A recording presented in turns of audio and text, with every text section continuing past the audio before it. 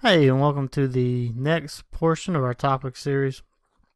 This week is going to be a little bit different than the last couple of videos where it's kind of rules heavy, focusing a lot on a type of play that's very specific, has very specific parameters in the rules. This week, while there is a rule that covers it, obviously, the rule's kind of vague, and it really leaves a lot up to the judgment of the referee and how to correctly adjudicate this, or not adjudicate, but to officiate and call this play, and that's roughing the passer. Like I said, we're going to look at it in a minute. The rule, there's one rule that covers it. It's kind of vague, really leaves a lot up to the judgment of the referee, but we're going to dive into it as best we can. So let's look at the rule. And the rule is covered as 944. And it says defensive players must make a definite effort to avoid charging into a passer who has thrown the ball from in or behind the neutral zone after it is clear the ball has been thrown. No defensive player shall commit any illegal personal contact foul listed in 943 against the passer. I didn't list all those listed in 943. I just listed some of the big ones. Any kind of illegal helmet contact, targeting. If that's done against the passer, then it's a roughing the passer. On the next slide, we'll talk about why it's important to differentiate between the two. Horse collar tackle is one of them, and then, of course, any unnecessary or excessive contact. Well, let's go back and look at the rule. And it just says a defensive player must make a definite effort to avoid charging into a passer after it's clear the ball has been thrown. And we hear a lot, particularly from coaches, you hear like 2 steps or a timing factor. And this is very similar to catch, no catch on a receiver. We don't have, I wouldn't even call them philosophies. We don't have any kind of parameters about whether or not you have to have 2 feet, or there has to be 2 steps, or there has to be at least a second, or something like that. We don't have that. You just have, it's purely judgment of the referee. Did the defense player make an effort to stop when it was clear the ball was gone? That's all we have.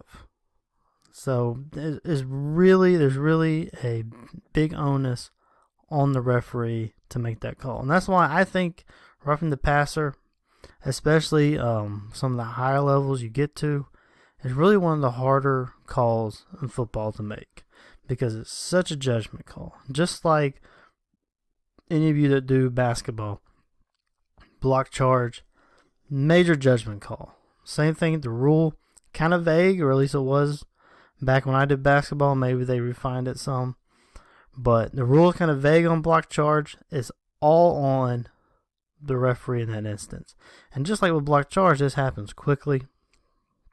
At least with football, we're watching the quarterback pretty much throughout the duration of the play, so we kind of can see it coming a little bit better than in basketball with the block charge.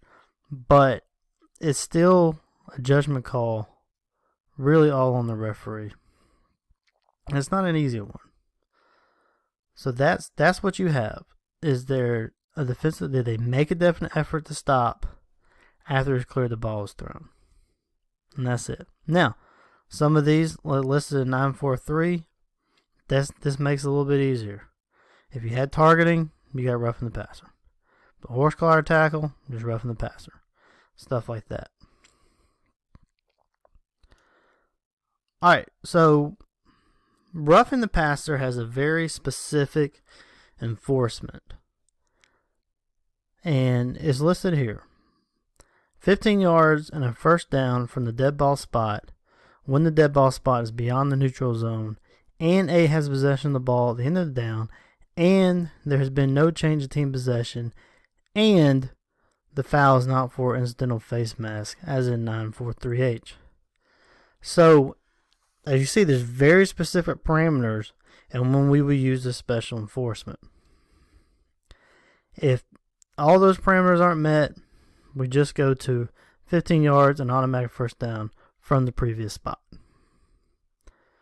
So that's why when we go back and look at those 943, that's why it's very important to know what those are and know how those apply in this situation. Because if you look at the foul for targeting, for instance, well, targeting is just 15 yards, and it would go underneath. If it were normally a normal situation, it's going to go underneath your normal basic spot enforcement. But not when it involves a passer. Now we have roughing the passer. So it has to meet these specific criteria. It has to be, the dead ball spot has to be beyond the neutral zone. A has to have possession at the end of the down. And it has to be no change of team possession. And the foul cannot be for incidental face mask. So if all those parameters are met, it's going to be 15 yards from that dead ball spot. Essentially a tack on. And it's going to be a first down. So remember, in high school, we only have 3 automatic first downs. Well, I guess it'll be 4. It's the roughings. Roughing the passer, roughing the kicker, roughing the snapper, roughing the holder. So those 4. The roughing penalties. They're only automatic first downs. So that part's easy. But to get the quote-unquote tack on, you need to have those 4 specific parameters. Dead ball spot has to be beyond neutral zone. A has to have possession in a down. No change of team possession. And the foul is not for an incidental face mask. Alright. So that's the special enforcement. It's not like with the DPI where, with DPI we don't quote unquote tack it on. The coach would have options if the pass were completed. With roughing the passer, we have these specific set of enforcement criteria. And if they're not all met, then you just have the 15 yards from previous spot and an automatic first down.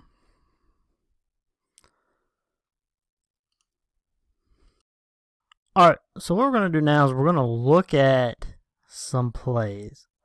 And first, I think I have this set where we're going to look at plays that you have contact after the pass is thrown, but they don't rise to the level of roughing.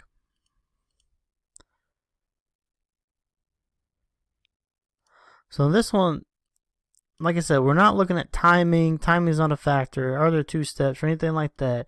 It's just, did he try to let up? And he got that there because you see there's not going to be a follow through. You see he makes the contact, but then he stops. So this is a good no call for roughing the passer because it's clear he made an effort to stop since he didn't follow through with the play. So that one's kind of easy. That's an easy one to make. Here's one too. We'll look at it. It's easier to see in the end zone angle. But as you can see, when the ball is thrown, the defender is kind of already in his lunge. And that's kind of what we're looking for. If there are, it's like with a hit out of bounds. If it's kind of continuing action, all right, especially if he's already kind of in his lunge, already developing his wrap up or his hit when the player goes out of bounds, then you don't call a hit out of bounds. Kind of the same thing with the roughing the passer. If he's already in his lunge and already in the process of making this tackle and initiating the tackle, when that ball comes out, then we don't have roughing the passer. Another thing that helps too, when we have a clear wrap up like this, that helps us too. It's just like when we're determining, was there a late hit, a blow up hit, we tell the coaches and we tell officials, if they wrap up, it really helps us out because it kind of takes the onus off the official then to make that decision. Similar process here with roughing the passer. When they have the wrap up like that, it kind of takes the onus off of us, kind of helps us out too. Now, another important thing to remember, especially if you watch a lot of college football, is that unlike in college, if you have a hit below the knee of the passer while he's in a passing stance, it's not automatically roughing the passer like it is at the college level. So in the high school level, you can have a hit below the knees while the passer is stationary and in a passing position and it not necessarily be roughing the passer. Now, having said that, I will say, you do also have the stipulation, the rule of unnecessary and excessive. So if there is a hit below the knee on the passer, and in your judgment that hit was unnecessary and excessive, you can still have a flag for roughing the passer. So that's again, that's the judgment. That's where the judgment comes in. But that plays good. Good no call there.